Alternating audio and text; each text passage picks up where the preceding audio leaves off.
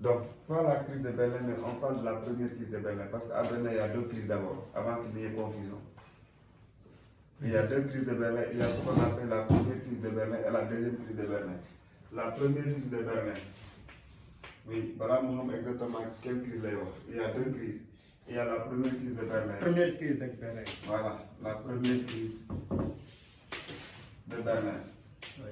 Parce qu'on dit pas beaucoup la crise de Berlin. La première crise de Berlin, c'est 1948, 1949. Maintenant, pour la deuxième crise, ce sera les deuxièmes crises, parce qu'on est dans les premières crises de la guerre froide. Maintenant, lors des deuxièmes crises, ou les nouvelles crises, en 1961, 62, il y aura les deuxièmes crises, 61 précisément, c'est la deuxième crise de Berlin. Donc la deuxième crise, ce sera en 1900, ce sera plus tard, on verra ça. Alors que la deuxième crise de Berlin, deuxième crise de Berlin, c'est en 1961. Et 1961, c'est avec l'érection du mur de Berlin, là où il y a la deuxième crise de Berlin. Elle parle de ces crises-là, on est dans les premières crises. C'est bon? Alors, quand on parle des premières 48-49, c'est vrai qu'après la Deuxième Guerre mondiale, l'Allemagne avait été battue par les Alliés. Donc, le camp de l'Axe et le camp des Alliés. Les Alliés donc, sont venus à bout de ces pays de l'Axe, c'est-à-dire l'Allemagne, l'Italie et le Japon ont été battus. Et l'Allemagne devait être divisée en 4 zones d'occupation. Donc, l'Allemagne est divisée. L'Allemagne est divisée en 4 zones d'occupation. L'Allemagne est divisée en 4 zones d'occupation. 4 zones d'occupation. Et ces 4 zones d'occupation, il y aura une zone qui sera occupée par les États-Unis. Une zone d'occupation pour les États-Unis. Donc, occupée par 4 zones d'occupation qui seront occupées par les États-Unis. Il y aura une zone pour les États-Unis, une zone pour l'URSS, une zone pour l'URSS, une zone pour le Royaume-Uni, une zone pour le Royaume-Uni, et une zone pour la France.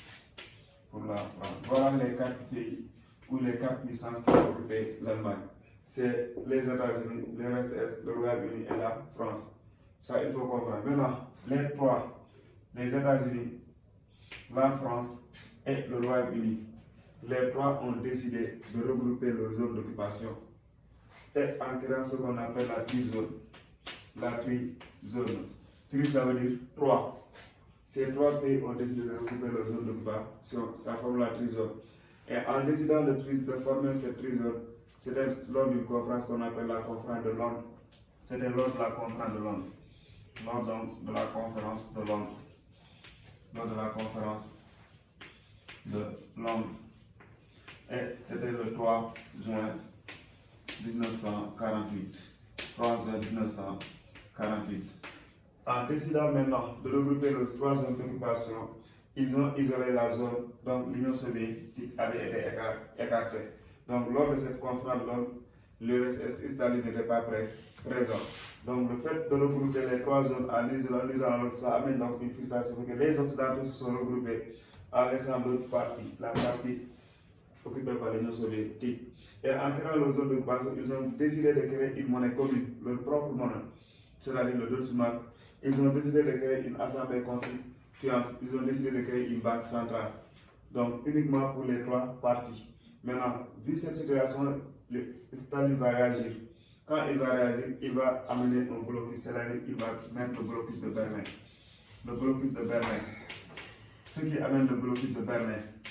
Donc, première crise, c'est le blocus, il va bloquer Berlin-Ouest. Et quand il va amener le blocus de Berlin, c'est la partie occidentale, la partie occupée par le Royaume-Uni, les États-Unis, la France, cette prison qui sera bloquée, il va étouffer en empêchant le ravitaillement de cette partie. Parce que pour aller à la partie occidentale, il faut passer par la partie orientale, la partie est, c'est-à-dire la partie occupée par l'URSS. Quand il bloque cette partie, c'est vrai que la ville est étouffée, l'autre partie est étouffée, et ça amène une crise. Maintenant, la solution, c'était quoi? C'était essayer de ravitailler la ville sans passer par la voie terrestre, ni par les fleuves, ni par le rail ou par la route. Maintenant, les Américains ont dit qu'il faut trouver un pont aérien aérienne, ravitailler la ville à partir de maintenant de la voie aérienne par des avions. Et là, Staline a vu que le blocus maintenant n'était plus pertinent, il sera obligé de lever le blocus de Berlin le 12 mai 1949. En 1949, il lève le blocus de Berlin. Et en levant le blocus maintenant, la RFA est créée.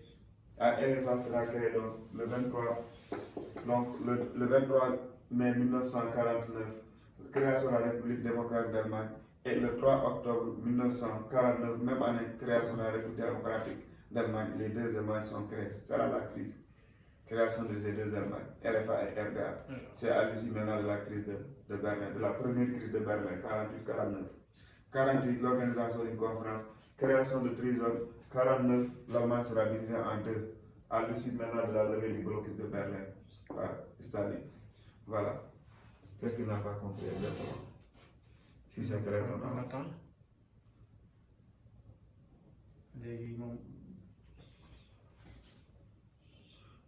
Voilà.